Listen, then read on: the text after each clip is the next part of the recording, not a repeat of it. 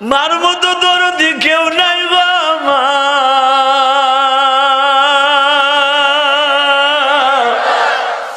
এই যে বড় বড় অফিসার হয় দেখো, পুলিশ ভাইরা বড় বড় এসআই হয়, বড় বড় ওসি হয়, দেখো এদের ব্যাকগ্রাউন্ড টান দিয়া দেখো অধিকাংশ গরিবের পোলা। পোস্টিং হওয়ার আগে, প্রমোশন হওয়ার আগে মার কাছে যাইয়া বসে, মা দোয়া কইরো আজকে পরীক্ষা দিতে যাচ্ছি, প্রমোশন হবে। মা যায় না, মাঝে বসে দোয়া করে, আল্লাহ আমার জাদুরে তুমি বড় অফিসার বানায়ো। দুনিয়ায় মায়ের চাইতে বড় ওলি দুনিয়ায় নাই গো বাবা। আমার নবীর সুন্দর চরিত্র যদি গঠন করতে চাও, নিজের চরিত্রকে মা বাবার সামনে দেখায় দাও। আমার বিশ্ব নবী বললেন, হুমা জান্নাতুকা ওয়া নারুকা ইন্নাকা লাআলা খুলুকিন আযীম। আমি নবী যেরকম মা বাবার খেদমত করতে বললাম, মা বাবার খেদমত যারা করবা, আল্লাহর জান্নাতের প্রথম ক্লাসে তোমরা থাকবা। বাজানরা, আমি আপনাদের সামনে একটা ঘটনা বলেই বিদায় নিব। মা বাপরে কেন মারবা, মা বাপরে কেন বাদ দিবা না?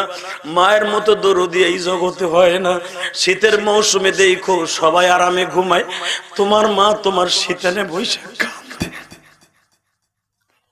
এই শীতের মধ্যে তুমি ঘুমাও, তোমার মা পায়খানা প্রস্রাবের বিছানা, তোমার পায়খানা প্রস্রাবের খেতা বালিশ মা নামিয়া খালের মধ্যে পরিষ্কার করে। কথা ঠিক না বেঠিক?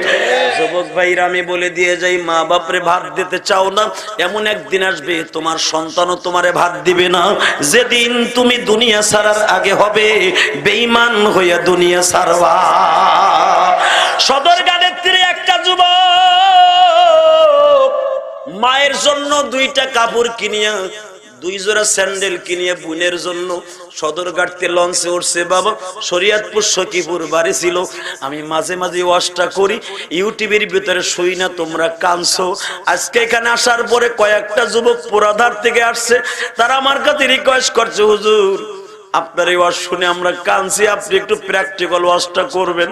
যুবক, ভালো করে বোঝার চেষ্টা করো, মা যে কত সন্তানের দরদি বুঝাই দিয়ে যায়। প্র্যাকটিক্যাল।